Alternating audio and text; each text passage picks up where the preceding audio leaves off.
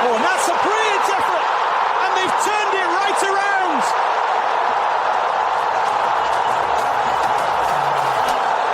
In the space of a few minutes, Saudi Arabia grab control of the game.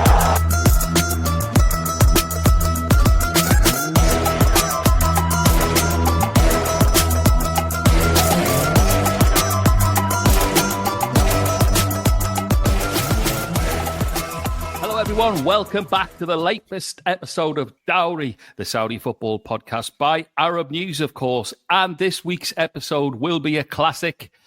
Khaled will know what I've done there. As ever, there's so much to get through.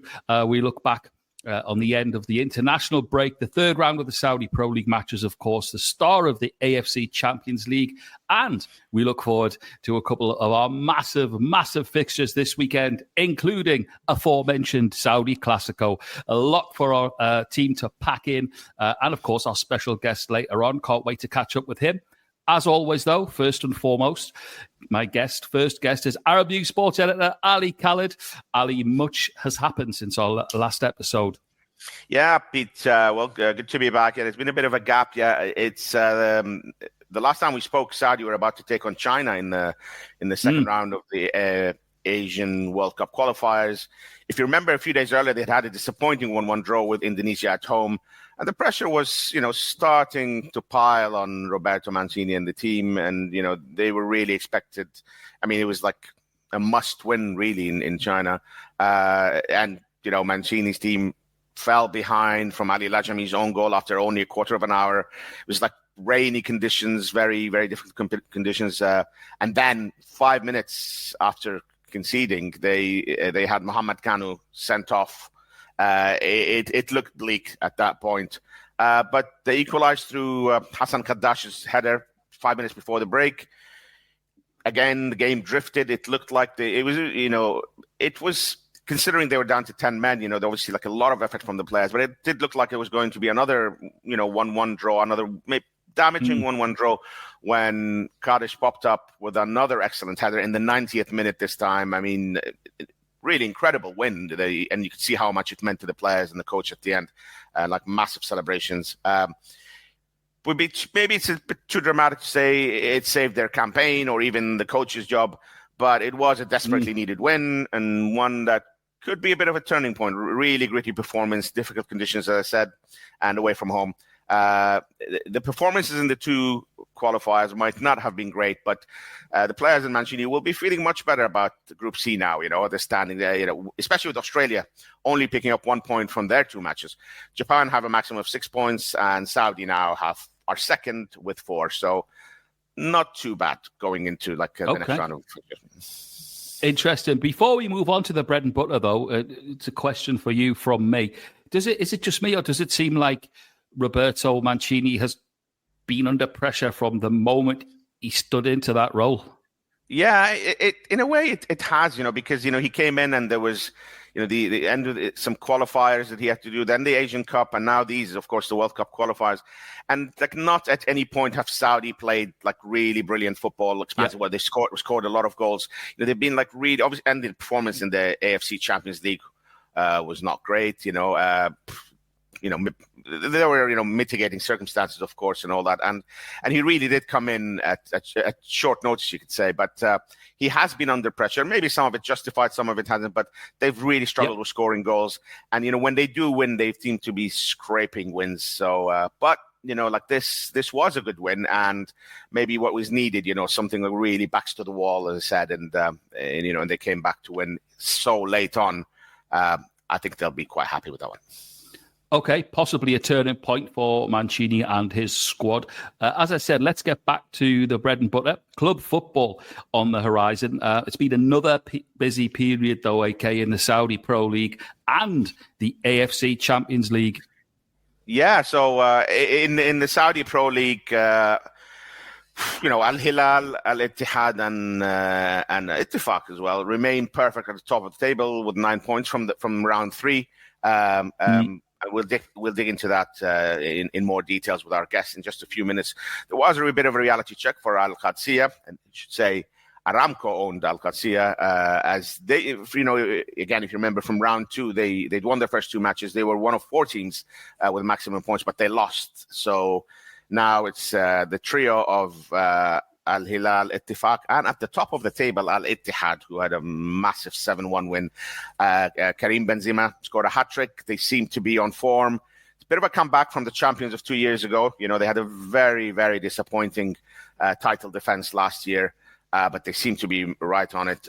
So that is something we'll look at, of course, with a massive game coming up this weekend. Just a quick point about the Champions League. Cristiano Ronaldo did not play for Al Nassr in their 1-1 draw against Al Shurta of Iraq in Baghdad. But of course, he was the heart of the news again. The big story was thousands and thousands of Ronaldo fans in Baghdad and had come from across Iraq to watch their hero, and he went down. The club announced he'd gone down with a virus just the day before the match, and so he couldn't travel, couldn't play in that game. Massive disappointment for his fans. I mean, there was on social media and all that. He's absolutely idolized in Iraq, and tickets had gone like weeks in advance. People were showing up to the stadium the day before and all that. And so, yeah, very disappointing for the fans in Iraq. But Cristiano didn't play. But elsewhere, the Saudi teams, Al-Hilal beat Al Rayyan 3-1 in Qatar. We expect these things from Al-Hilal. Good start from them. And good start for Al-Ahli. They beat Persepolis in 1-0 in Jeddah. Yeah. Getting it done, Ali. That's what they're doing, getting it done. Okay, it's time to introduce a man as popular across Iraq as he is through the whole MENA region and the UK. It's our very own journalist equivalent of Cristiano Ronaldo, and I outdo myself every week with my introductions. It's the one and only Matt Monaghan. I'm not paying him. I'm definitely not paying him. Just to let everyone know. Great to have you with us. Yeah, what introduction. I'm going to have to do the greatest podcast performance of all time after that. It will take some beating, but we can worry about that in the later weeks when you come back on. Matt, great to see you. I just wanted to put, before I hand over to Ali, I wanted to put the same question to you that I asked him about my feelings of Mancini. Is it just a feeling I have, or do you sort of tend to agree he's been under pressure from the get-go? I mean, he had huge shoes to fill with Hervé Renard, who obviously thrilled the world, didn't he, at the World Cup? And also I think he really ingratiated himself into Saudi football, Saudi culture.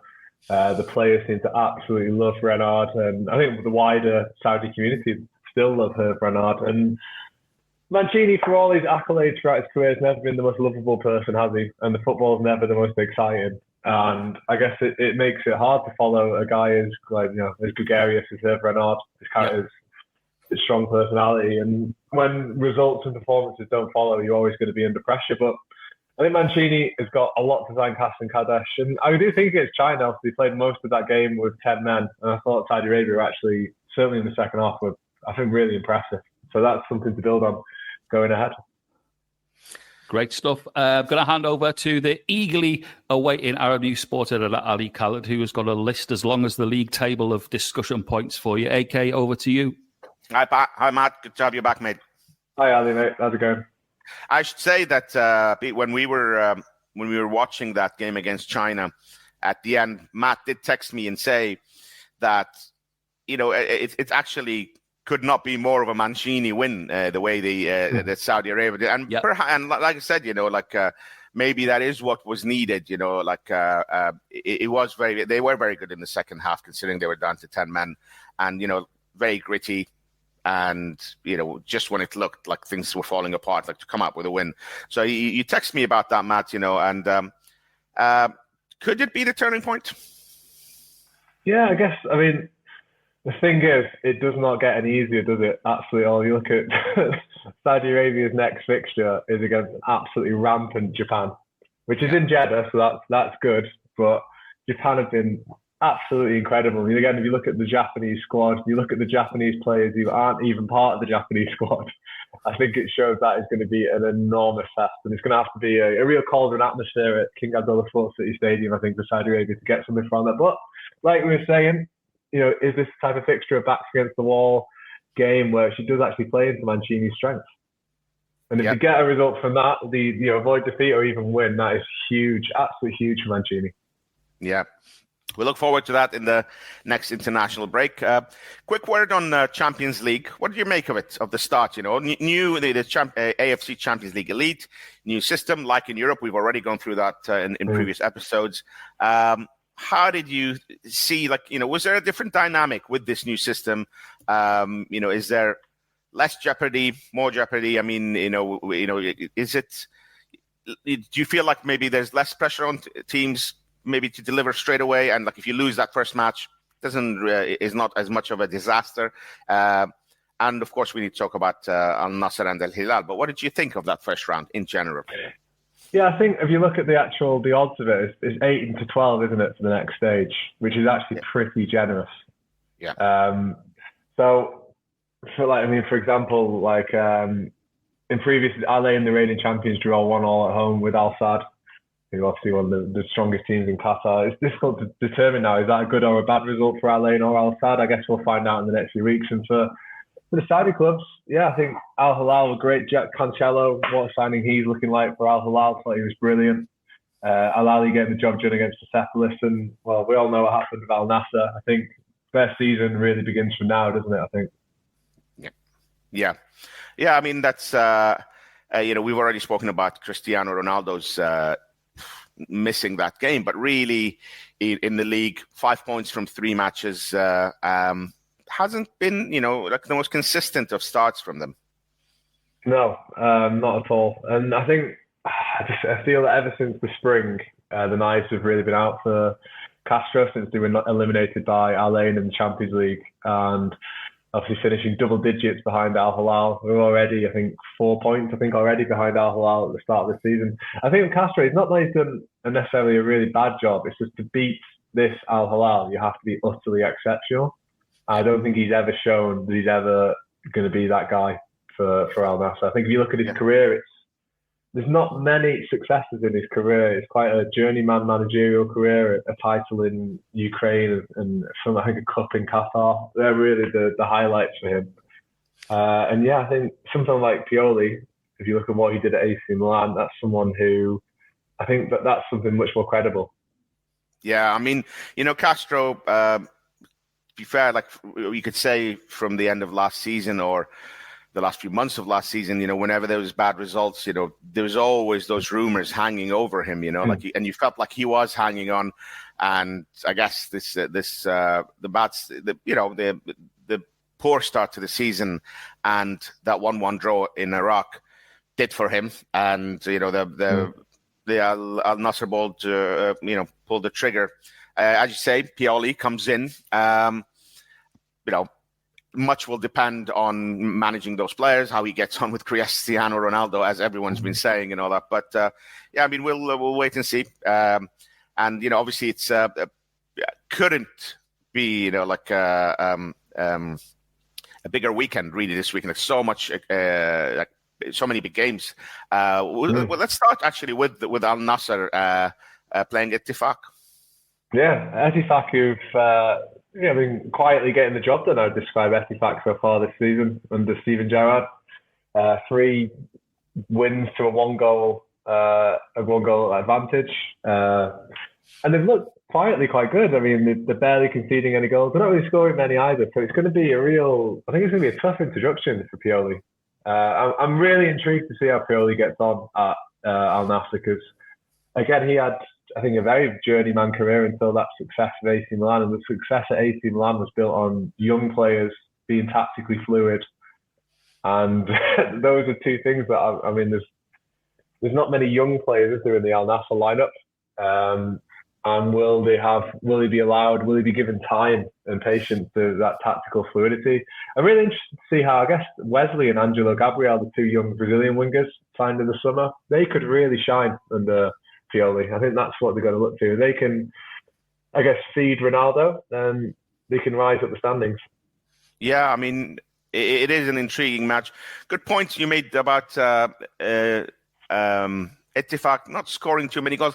I suppose that's a little bit like last season, Matt. If you remember, Musa, they relied massively on Musa Dembele when there was that period when he got injured, and do you remember it was just one draw after another? It was like 0-0, 0-0. I did many commentaries that I liked on Etihad during that period, so I remember that time very well. Yeah. That it was a tough watch. There was a period where Jarrad moved to a 3-man defence as well during that period as well, which was some of the worst football I've ever seen. But it's much better now. It's so much better now. I did Etihad Al-Fatah. I did that game. That was their last fixture, and Etihad looked really good in that game. They only won. It was only 2-1, but it looked really good. Yeah, I think they just, we kept saying last year, if only they could turn those, draws into wins, like they're just like seriously lacking firepower. But, at least, having that solid defense gives them that platform to actually, get those narrow wins. And as you say, the football is much better this season. So that's good to see. And one of 3 teams still on maximum points, as we mentioned earlier, which is good time, to talk about the Classico. We will start with Ittihad. Fantastic start to the season. They are top of the table. How have you seen? What are the changes from last year when they were so disappointing? I mean, week after week, near the end of the season, we were like kept expecting them maybe to go on a bit of a run, and it was a poor title defense. Very different this season. Karim Benzema obviously. Seems up for it, playing well. How have you seen their start to the season? Yeah, I think a big one is just like the vibe is different this season. Obviously, quite well documented that Benzema didn't really gel with Gallardo and Nuno Espirito Santo last season. He's got Laurent Blanc, a France legend, someone he knows very well. He's now being supported by Aouar, Diaby, who both made instant impacts. Aouar with several last-minute winners. Diaby, I think he equaled the Saudi Pro League record for most assists in a game with 4 last time in that thrashing of Al-Weda. And they just look a lot. It looks like a lot happier camp, I think, under Laurent Blanc. Laurent Blanc his managerial career, he's always tried to keep it simple, hasn't he? He doesn't try to overcomplicate things, and that seems to be the key for Al-Ittihad this season. And if you can get Benzema back to nearing those levels that we saw in the last few years at Real Madrid, I mean, what a player he's going to be. Yeah, I mean, look, it's early days yet, of course, but they are top of the table, scoring lots of goals. Benzema playing well, as you say. Everything looks positive. Do you think they can get back to challenging? I mean, they didn't really challenge last year for the title. Do you think they can challenge Al-Hilal for the title? Can we speak again next week? Yeah. Perfect time. I know. Yeah. Perfect timing to bring in. Of course, it's the Saudi. They are playing each other this week. Massive. The biggest game of the season so far. Al-Hilal and Al-Ittihad meet this weekend. What do you make of that match? A bit too early in the season to come, but at the same time, they're both on maximum points. The boost and the momentum it's going to give whoever wins that. Of course, it could be a draw, but should someone win it, the boost will be massive. Yeah, I mean, I love the scenes after the Ittihad Weather game. The Ittihad fans very much bring on Al-Hilal, and you'd hope if the squad feels the same way, you could give them a big challenge. Recent history, though, isn't kind, is it, to Al-Ittihad? I think it's 11 wins from 12 in all competitions for Al-Hilal in this fixture. So a recent history is certainly not on Al-Ittihad's side. I suppose, it's probably a decent time to play Al-Hilal. They obviously had Champions League in midweek. Al-Ittihad didn't. Neymar is obviously still nowhere near a return to action. They're not as strong as potentially they could be. So yeah, let's see how they get on. And I think, again, Diaby was just so brilliant against Al-Weda. That looks like Aouar and Diaby look like such enormous upgrades on what was present in the team at this time last year. And let's see how they get on. But I think it's such a huge fixture, isn't it? And there is some hope there for Al-Ittihad.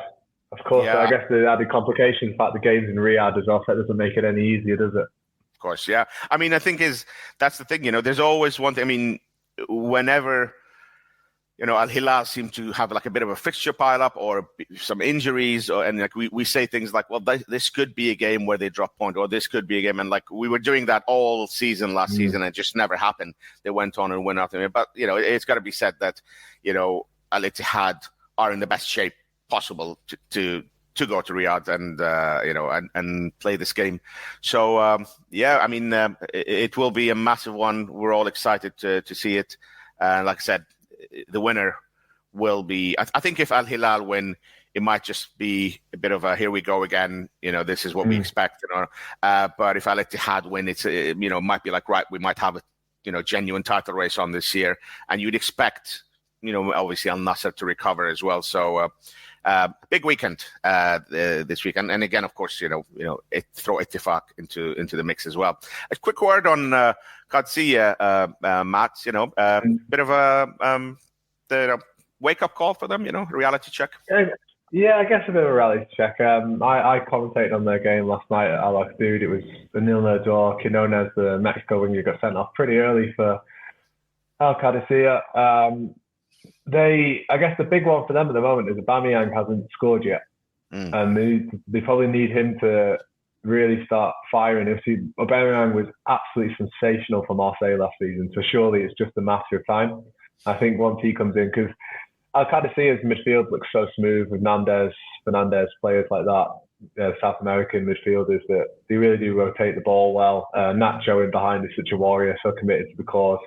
They just need to get, I guess, more goals into the team. That's the big one for them looking ahead. And that was an issue as well, wasn't it? Al-Ahly last season, that Firmino didn't really start firing until the second half of the season. But Al-Ahly still managed to finish third last term. I think the competition to finish in the top three is going to be so strong. I think there's several teams who look really good this year. So let's see how they go on. Should be an exciting one, that was an extensive look at Saudi clubs in the SPL and the Champions League. Quick word, Matt. Obviously, we always we always talk about what's going on with the clubs in the United Arab Emirates as well. This is a league, and which you follow closely, and of course they were playing in the Champions League. Any highlights for us? So I think the big one this weekend, the big fixture without question, is the Dubai derby, Al Wasl versus Al Nassr. Al Wasl, last year's runaway champions, playing an Al Nassr team who started like a house on fire this season. So it's a derby. It's last year's champions versus the fastest starters from this year. So I think this is, again, it's probably not dissimilar to Al-Hilal and Al-Ittihad in regards to that. If Al Nassr managed to get a result here, that could speak volumes for what's to come in the months ahead. Yeah, I mean, it was the league in the UAE sometimes, can be a little bit more, has a little bit more variation, shall we say, than in the last few years. So it is exciting, and it's good for the fans, massive game, as you say. It's always exciting, the Al Wasl Al Nassr games. I've been to a few myself, and so look forward to that as well. And the atmosphere should be incredible. It usually is a sellout, and just the atmosphere is brilliant in those games. Yeah, super stuff, mate. Will you be commentating on that one? So I will be there. Al Maktoum Stadium tomorrow night. I can't wait. Should be great. Great stuff, mate. Thank you so much for coming on the show again. Oh, always, man. Always a pleasure. Thank you. Great stuff. Just going to nip back to Matt and get a prediction out of him for the aforementioned Saudi Classico. You don't escape, Matt. What's your prediction for us? 3-1 Hilal. Well, said with such utter reality. He's there. He's got the result. All that remains is for Ali. Same question to you. Do you know what I mean? Al-Ittihad have been so good. I was tempted to go for a draw, but every time I've gone against Al-Hilal, I've been proven wrong. Every single time I've predicted a draw or potentially, and with them playing at home, I think it will be a narrow win. I think Al-Hilal to Al-Ittihad 1. Never Great back stuff. against Sir Jesus. Yeah, no, I've learned my lesson. Yeah, do. Having said that, it's early doors in the season. I do fancy a score draw, so let's definitely keep our eyes and ears open for what happens in that one. But looking forward to it. As always, Matt Monaghan, great to have you with us. And of course, Ali Khaled, our very own Arab News sport editor. Whoever your team is this weekend, we wish you well, and we will see you on the next episode of Dawri.